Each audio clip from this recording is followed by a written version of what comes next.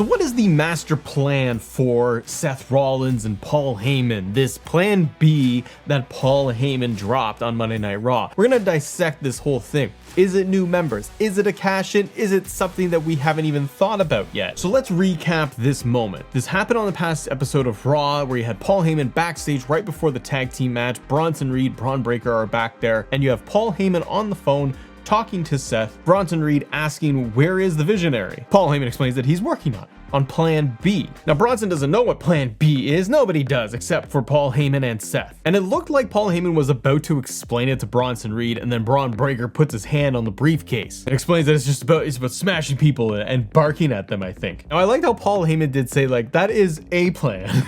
But it wasn't the plan that he's talking about. But Braun is so fixated on just dummying people that that's all he cares about, and he's not worrying about what this is. So it'll be interesting to see if Bronson Reed brings this up again, and if they do drop little hints about whatever the plan is. Now, over the last couple of weeks, we have seen Seth Rollins tease cash-ins. He's teased cash-ins for the Undisputed Championship against John Cena, getting involved in the Night of Champions match against CM Punk. Apparently, coming out of Monday Night Raw, it wasn't so much for Seth to cash in on Cena, it was to stop CM Punk from winning the title. Now, this does seem a little clunky because Seth came out and then he waved for a referee to come down, which would indicate that he was going to cash in. So it wasn't so much about just stopping Punk, it was about getting that belt. That all went to shambles. But we've also seen Seth tease it with Gunther for the World Heavyweight Championship. Now I like that Paul Heyman is using the terms Plan B, because this goes back to the days of the Shield, where you had Seth Rollins turn on Roman Reigns and Dean Ambrose. He hits Roman with the chair for the very first time. Seth Rollins was the Authority's Plan B. Triple H, Randy Orton outside the ring, and Triple H telling the Shield that there's always a Plan B. Now I felt that so far Seth's group has had, I guess, hints of evolution. Not carbon copy, they are doing their own thing, but you got a very Triple H-esque guy in Seth Rollins. You have Paul Heyman in almost the Ric Flair role, and then you got the up-and-coming talent in Bronson Reed and Braun Breaker. And this Plan B, it could go for a while. It could go very quickly, like Saturday night's main event, there's a reveal, or they could stretch this thing out for quite some time. This also reminds me of when we had The Favor from CM Punk leading to the road to WrestleMania, where it was the dynamic of him, Paul Heyman being in his corner, Roman Reigns, Seth Rollins. What was The Favor going to be? And that dated back to Survivor Series, where they were planting those seeds. I wonder if WWE is going to do something similar here, where they're just kind of peppering it in to say, well, what's Plan B? I also kind of wonder, just for a second, what was Plan A? What was the plan? Because I'm wondering if Plan A was for Seth to cash in on Cena, and then that didn't seem like that was the way to go.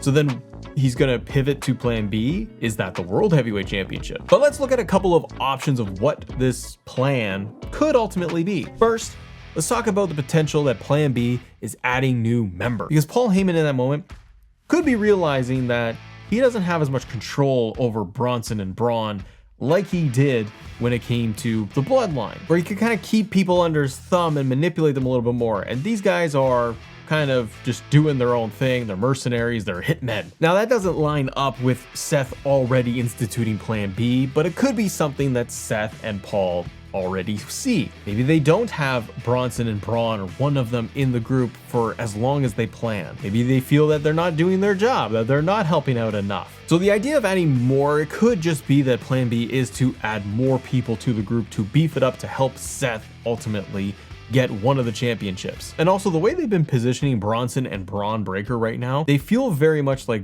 background characters, henchmen, like they're tagging a lot. They're not going after individual titles. It's really about evening the odds for Seth when it comes to any of these like schmozzy finishes where they're getting involved, which is a shame, because as we go through some of these names for who additional members could be, I feel like they could be doing way more with the likes of Braun Breaker right now and developing more story. Maybe we are starting to see that with just, a little segment like this backstage, but more of that dynamic. That's what we saw when it came to the Bloodline. The original one was everything happening backstage and the relationships between Paul, Roman, and Jay, and Jimmy, and Sammy all mixed in, and those backstage segments really helped unleash and push out the character development.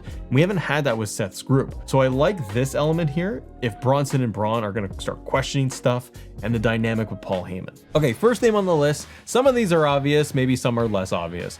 First on the list though is Austin Theory. He's been named since Seth's group got together. We have seen in weeks past where you had Grayson Waller kind of screwing Austin Theory over a little bit. Theory looking a little bit more babyface-ish, getting cheered for the crowd, even on like Saturday night's main event. And Grayson Waller is like friends now with New Day. So I don't know if WWE's just dropped the entire Waller Theory alliance story, all of it all together, and they just skipped a couple of chapters where now Grayson Waller is buddies with New Day. Maybe they have, but that doesn't leave Theory with anywhere to go. And so Austin Theory teaming up with Seth is that young up-and-coming talent. He's been a disciple for Seth before, so it's not new. You could easily integrate him, and you could have him show up at a Saturday night's main event to help with LA Knight, and that would help elevate Theory, where if he comes out at Saturday night's main event, pulls LA Knight out, distracts him, now you have an instant feud between Theory and LA Knight, and building Theory back up. And rounding out the group too, that also changes the dynamics between Bronson, Braun,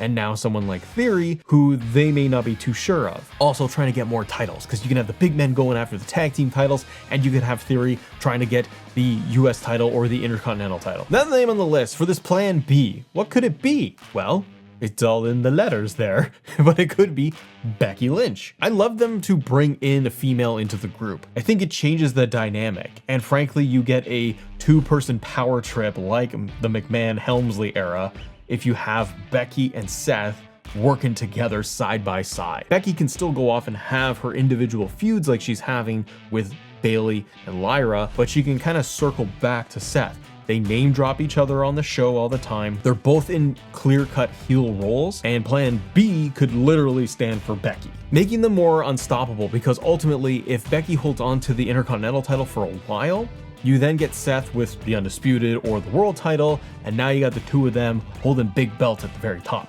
Becky could also roll up to try to get to the World title once again, but it would be a cool dynamic to have them on screen. They've teased this, or they've done this before at Extreme Rules years ago when they were babyfaces, and that did not work at all. This is a different dynamic, and it would tell a lot more interesting crossover stories where you would have Lyra, Bayley, and a lot of babyfaces all mixing it up, trying to go after Becky and Seth. Now, another name I have on the list could be a potential plan B, as someone again coming back from injury and getting involved, and it's a little out of the box, but it would be someone that could really go after Gunther. Ilia Dragunov. Have Dragunov come back from injury, he can be the plan B. You have somebody who is a menace, who could really stick it to Gunther. Dragunov, I feel like, just for like the aesthetics, he fits in. He's all suited up all the time. He'd fit in well with Seth's group. And again, you could have someone like Ilia going after the World title, the Intercontinental title, and try to round out that group, giving it a little bit more heft and weight, and have someone like Ilia target Gunther for their whole history,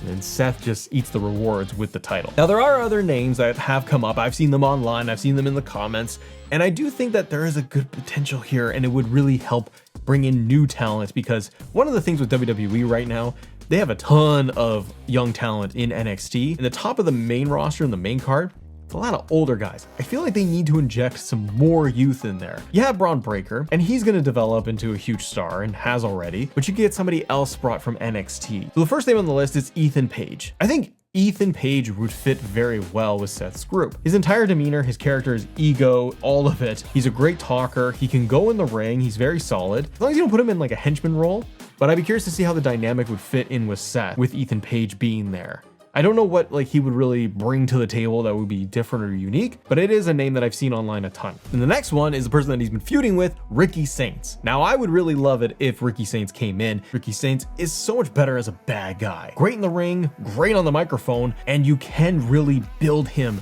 to be a huge breakout star along with Braun Breaker. Breaker filling that Batista role of Evolution, and someone like Ricky Saints filling that Randy Orton type of role. Because one, I love to see Ricky just get onto the main roster and see what feuds he can come up with, and all within Seth's group. It could be a really fun dynamic. And two, you could evolve this whole story of Seth's faction. If you add Ricky Saints in there and they start targeting Cody again, then you have a built-in feud that you can go to of Ricky Saints versus Cody Rhodes, something that I think a lot of people want to see, and those two are just best buddies, so I think that would work out well. And just for fresh talent, for main roster Monday Night Raw. Yeah, we're familiar with them in NXT, but to the broader, wider audience, introducing someone like an Ethan Page or especially like a Ricky Starks, Ricky Saints, I think is great because you feel like you are grabbing brand new elements, new story elements, not just somebody else who's already existing on the main roster. Okay, the next name on this list I think is a little far-fetched, but I have seen people bring this up quite a bit.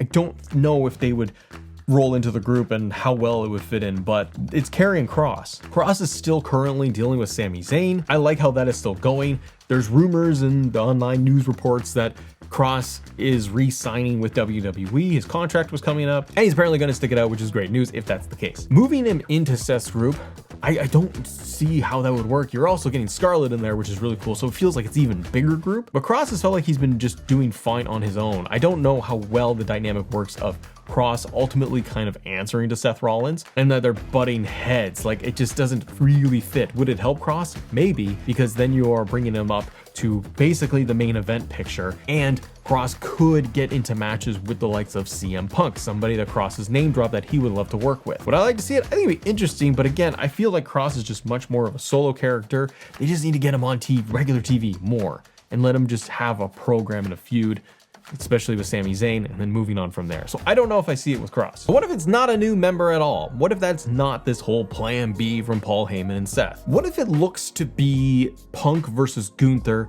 at SummerSlam? But before we have that, we have Saturday night's main event, Goldberg versus Gunther. And if WWE does a little planning here, what if there's the cash in at Saturday night's main event? Seth cashes in for the title, for the world title. Maybe it's with Goldberg even winning the belt against Gunther in that split second. Seth comes out, big stomp, wins the world title. Now, maybe the idea in the story could be trying to keep CM Punk away from the belt. With Seth having it, it means that you'd have more of Gunther and Seth going head to head, because Gunther wanting his rematch after being cashed in on, leaving CM Punk out in the dust. Now, they could write a really good story arc, I think, there, where Punk is doing everything he can to get into the world title scene, and Seth is trying to stop him. This just kind of lines up with what Seth was doing at Night of Champions, where the idea is, I don't want Punk winning the belt, I'm keeping him away from the title. Seth cashing in at Saturday Night's main event does that. It's future prevents CM Punk from getting the belt. And then you could get that story, like I was saying, and go to SummerSlam and make it a triple threat. You've got champion in Seth Rollins versus Punk versus Gunther for the world title, and you can have a really cool finish. Maybe Seth retains with the help of somebody else, an added member, or it's the existing members altogether, but Punk doesn't win. That furthers their story. Seth is now champion again, and you're gonna tell the Punk Seth story, but now it's with the title involved. And if it's going to be about keeping the title away from Punk, Seth as the world champion, that story arc could eventually evolve into Roman Reigns returning, which could be at the end of SummerSlam in a triple threat match between those three guys. Maybe it's then going to be Roman Reigns coming out to confront Seth Rollins, and that's going to set up maybe a match at, say, Survivor Series. Now, I do have another plan B for you here as a potential, and it's a little bit of a long shot. Not everyone's going to like it, but that's how it goes sometimes. But before we do that, if you guys can help me out, hit that subscribe button, because we are trying to get to 50,000 subs by the time we get to SummerSlam. The plan B, potentially, between Paul Heyman, Seth Rollins, what they're cooking up. B is for boss, final boss. I said it. I'm sorry. Seth is on a jet perfecting plan B. Why is Seth on a jet? Is he just flying home? Maybe it's as simple as that. Could be that Seth is on a jet with the final boss or going to meet The Rock. And The Rock is really the mastermind behind everything, because sometimes he likes to do that in storyline where it was Rock all along. How does this all play out? Well, if Rock is plan B, Rock could be at the very tippy top of this whole Seth faction and really running and overseeing all of it, and being the one to have given the orders for Seth and his guys to go after Cena and the Undisputed Championship at Night of Champions. Seth seemingly having to do both things: stop CM Punk from winning the belt and do what the final boss is wanting them all to do, which is make things very difficult for Mr. John Cena. Get the belt off of Cena. Because as we know, it's all because of The Rock, right? That John Cena turned heel. It's very loose logic, I know. Because we know at Elimination Chamber, Cena turned heel, he hit Cody, and it was because The Rock was in the background and he was doing the throat thing and smacking his face. And then that resulted in Cena selling his soul to The Rock, but not really, but kind of. And off we went with Cena's heel turn. Maybe The Rock is seeing that John Cena, there's some cracks in the armor, and that he's not becoming as dastardly as he once thought he would. Or he would take the belt from Cody Rhodes, which he did, and then he would keep it on the corporate side, on the final boss's side, which is what The Rock wanted to do with Cody, and Cody denied that, getting the soul sucked out of him. This could also be a big full circle moment for John Cena, where John Cena eventually does turn face. Maybe he won't, but if he does, you can have it all come back around to The Rock. I'm not saying that there would be Rock versus Cena in a match, but this turn did start with the final boss. And The Rock, just, it seems like, likes to insert himself into these big story arcs, these big moments, and try to, I don't know, wean his way in and try to change things in the direction. Because Seth could go on this big run as Undisputed Champion or World Champion, but plan B could be The Rock, and them not totally acknowledging that it is The Rock who's in the driver's seat for this thing for a very long time. If you get to Cena's final match moment that he's gonna have, and I assume that's sometime in December at like a to be determined Saturday night's main event, or it's like gonna be a John Cena farewell match. John Cena by that point could be almost back to full babyface John. The crowd embracing him already, and as the months go by, I think we're gonna see that turn more and more and more. And The Rock, not liking that at all. You could have it boil down to Seth still trying to cash in on John Cena, or Seth does successfully cash in on Cena to win the Undisputed Championship. That could be at SummerSlam. It does feel like Seth is really pivoting back to Gunther and Punk, and that's what they're sticking with, but you never know. Even if it is later in the year, like Survivor Series, and you're getting Cena versus Cody Part 3. Seth could be going after the Undisputed title as part of the plan, takes it away from John Cena, and John goes on his final month or so of his run without the title. Starts to really become a babyface almost fully, and maybe the final match moment, the very end, is The Rock coming out. And you get almost a recreation of WrestleMania 40 moment where Cena and Rock had the face-to-face confrontation. Having Final Boss come out and confront John Cena after maybe losing the belt as part of this whole plan with Seth Rollins, Seth then becomes a giant star with the belt. He gets it off John Cena potentially. The Rock comes out to confront Cena because he didn't become the big bad guy that he wanted him to be. And you get the two of them in the ring, and then you can have that moment where the crowd is wanting John Cena to take out the final boss. And then you're calling back to all of this history between Cena and Rock. There are two matches at WrestleMania, recreating that moment at WrestleMania 40 where Cena was gonna go for the AA, but got stopped and taken out by The Rock with the Rock Bottom. So in just like a small final segment for John Cena as his final goodbye to everybody, if you brought out the final boss as part of this plan B, the crowd will go insane because The Rock is showing up. The online people will go insane because they said, oh no, The Rock is showing up. But for John Cena, and I know this has all been about Seth Rollins and him getting the belt and what the plan B could be very straightforward. But if you brought The Rock in for this and Seth got the belt, he can go off to WrestleMania to do something like him versus Punk for the Undisputed title, Seth versus Cody for the Undisputed title, multi-man match, whatever, but you've put the biggest belt on Seth. And Cena gets the biggest moment to end his career of giving an AA to the final boss and standing tall with everybody cheering for Cena.